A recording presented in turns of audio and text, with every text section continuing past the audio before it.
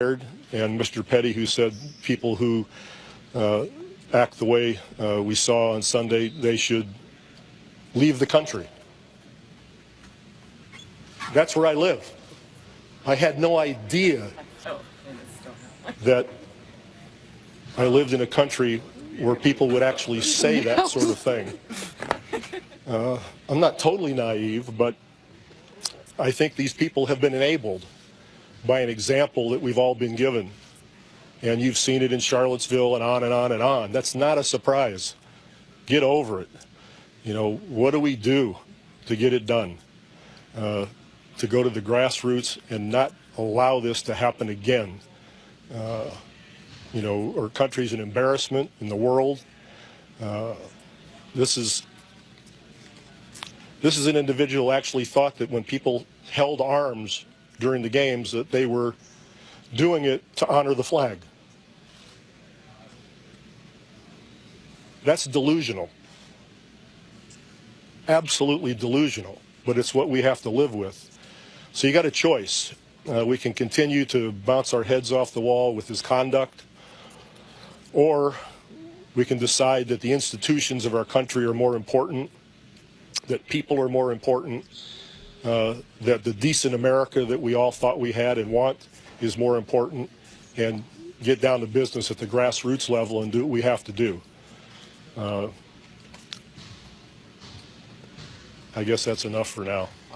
Great job of not taking that on. Thank you. Whether your players kneel or stand for the national anthem, they'll be judged one way or another. Right. If they stand on their heads, somebody will say something. Somebody will say it was great. If they kneel, it'll be 50-50. If they stand, it's 50. You know, it's that can't be your criteria. What somebody's going to think. It's got to be what you feel and what you think will do some good. You know, overall. So who's to judge that?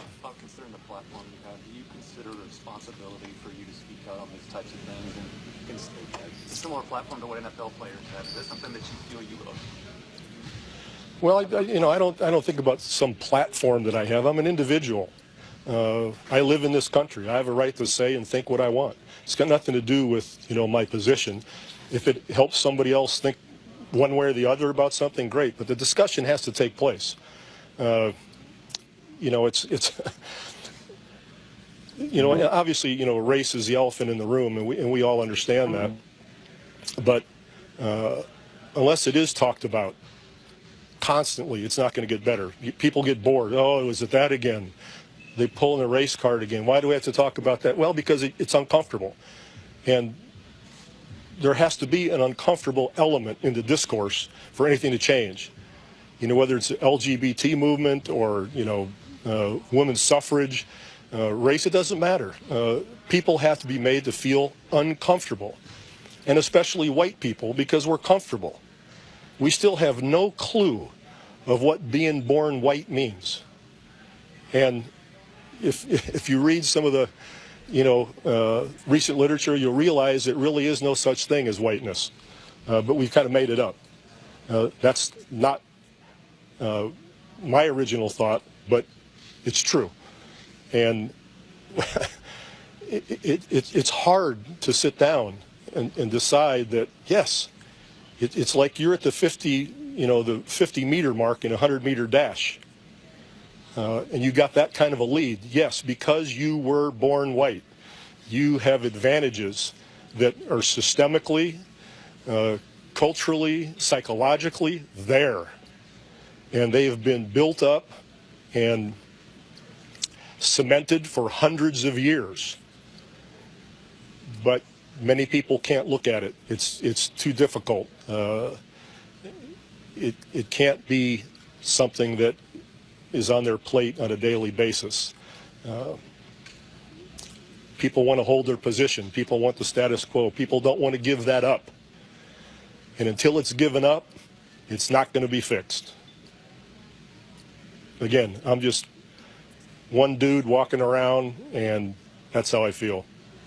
As a member of the NBA family, were you insulted by the fact that the Warriors' invitation was rescinded? Well, I thought it was comical that it was rescinded. because they weren't going anyway. So it's like a sixth grader is going to have a party in his backyard and he finds out somebody might not come, so he disinvites them. But again, I think the behavior, although it's disgusting, it's also comical. I was talking to Patty Mills just a few minutes ago, and he said one of the big reasons why he was so adamant about coming back was this very thing, the thing that he's learned as an individual, just being a part of the culture, learning from people like you and from Monty. Does it give you pride that you instill this kind of culture with not only yourself and your own beliefs, but that the guys here have embraced that culture of learning and education? Well, if we've done anything to widen people's cultural or intellectual horizons, that I guess that's great. But we don't have the answers. I just think being aware is important. Basketball is our job, but we have lives. We have children and grandchildren and friendships and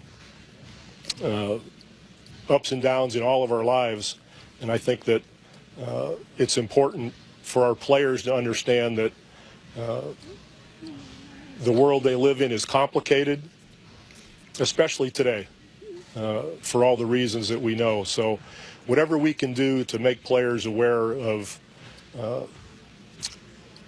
their emotions, their feelings, and consequences thereof, I think it's part of our responsibility.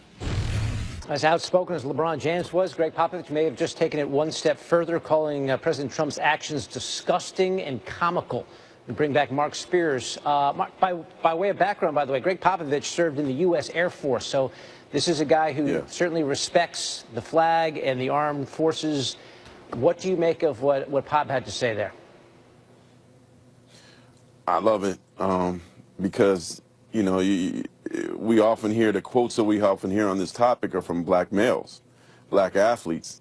And to hear it from a white coach who isn't shy about his feelings, isn't shy talking about, white privilege. And I think a lot of times it's good to hear that voice instead. It's good to hear that voice from Steve Kerr. It's good to hear that voice from Stan Van Gundy because, you might have people out there that are saying, oh, here go another black dude crying, no matter whether it's warranted or not. So to hear it from somebody that looks like them, to get called out by somebody that looks like them, to me, I think in a lot of ways, Steve Kerr, Stan Van Gundy, who I haven't heard what he had to say yet today, and Gregg Popovich, when they speak, oftentimes that could carry more volume than a black coach or a black athlete. We don't typically hear this kind of talk from NFL coaches or baseball managers. Do you have any theories as to why we're hearing from white head coaches in the NBA more so than in other sports? I think it's mutually exclusive to the people. As you mentioned, Popovich has a military background. You got Steve Kerr, whose father was murdered. Certainly he has a strong political background with his father. Stan Van Gundy grew up in the Bay Area, about as woke place as there is in the world. So I think it's mutually exclusive to them. It's certainly kind of disappointing I don't hear more from, I guess, some of the black coaches in the NBA. But, I think those guys, that's their makeup, that's who they are. They just happen to be in the NBA. But I'm glad that the NBA does have those three coaches who aren't scared to speak up for what they believe is injustice. Mark, right now I'm listening to you talk, and I'm getting a different reaction from Gregg Popovich's words from different folks who the sense is that they all are saying he is absolutely fearless, and they appreciate him being so honest. Everyone can't be Pop, though. Talk about that, because you know the history of that organization and who he is just as a person. Yeah. Why does Popovich have that power and that regalness, if you will, to speak so eloquently about privilege and about what people should be doing and about the present state of this country? Well, I think it starts with their ownership. Peter Holt is one of the best owners in all the sports, and he has confidence to let his people do what they do. That being said, Pop is working for a team in Texas.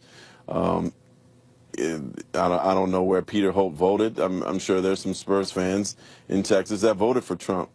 But I think when you listen to what Pop says, and he's been there for a long time, I don't know if he'd have to be there 10 years to speak how he speaks. I think it's because of the way he was raised. I think it's because of his military background. I just think he has a confidence to know that he also has a great platform and he's going to use it. And, Stan Van Gundy, that's my guy. He's not going to Hall of Fame tomorrow, but he's not scared. Steve Kerr's a relatively new coach in this league. He's not scared. So, again, I think it's based on the person. And I think all three of those coaches, if they don't say anything, I think they won't feel good about themselves when they get home. Yeah, Pop said something I thought that is powerful, and we often say it. You have to be uncomfortable because that means something is being done. I hang on that word, uncomfortable. Do you think that it's good? Might be, yeah. Well, do you think Adam Silver, the front office, anybody in the league office, might be uncomfortable with what they're hearing today? I think the NBA is probably, once LeBron and Melo and Chris Paul and Dwayne Wade went up there, they knew this was coming. Michelle Roberts, we got to give her credit. She's been really big in pushing the players to be vocal and not be scared of it. And the NBA and Adam Silver is doing the same. So I think that, Adam Silver wanted the Warriors to go to the White House, and he felt like there were some good things that had come from it. I think Michelle Roberts probably been more vocal against that direction. But, I mean, that's what the NBA is. I mean, this is a league that's 75% black. You got a lot of players there that are superstars that, not only you see their commercials during NBA games, you see more NBA players having commercials during NFL games. James Harden playing video games and whatnot. They have a lot of power. They have a lot of cachet. And I think LeBron James knows his worth. Stephen Curry knows his worth. And they're confident that, they're not going to get fired tomorrow. So I think the NBA, no pun intended, or maybe so. Yeah. I think the NBA is just one of those places where, because of the makeup of the league, because of the race of the stars, you're probably going to see more activism and more guys speaking out because they're not worried about being cut tomorrow either. Yeah, not getting fired is the key as we go through this discussion. Or blackballed, yeah. You mentioned the NBA having players of color. So does the NFL. They are drastically different in their approach to social injustice and the freedom in which they have. I can't help me understand that. I don't get it. It probably has contracts have something to do with it. I mean, their lifespan in the NFL is so much shorter than those guys at the NBA. I mean, and also how many LeBron James are there in the NFL and how many Steph Currys are there, meaning players that really have that power. That being said, Richard Sherman, he hasn't been shy. But I do wish more of this was turned to the actual, like I was with Kaepernick and I spoke with him in Oakland last year. And I'm sure he cringes when he sees this and realizes that this has nothing to do with his initial thing, which was trying to stop police brutality against people of color. And now it's turned about the flag. It has nothing to do with the flag, but it constantly goes back to the flag, which I think is a smokescreen that people are idiotically following. It's all about it. There's been no mention about police brutality, and I have family that are police. But that's what he was talking about. Did he make perhaps some errors across the way, the socks or whatnot? Sure. But his whole thing was bringing light to police brutality in the United States. And not once do I hear really people talk about that. It's interesting. You and other analysts that we've had on today all have said the same thing, and I do believe that we are getting distracted. It's our jobs as journalists not to get distracted. This is about police brutality and the killing of unarmed black men. So that's where it started for Colin Kaepernick, and we should leave it there. Thank you for joining us and weighing in on this. I know it's, again, uncharted territory for us as we try to discuss it in a way that presents both sides. That's our Mark Spears. David, I'll send it over to you. Okay, Karen.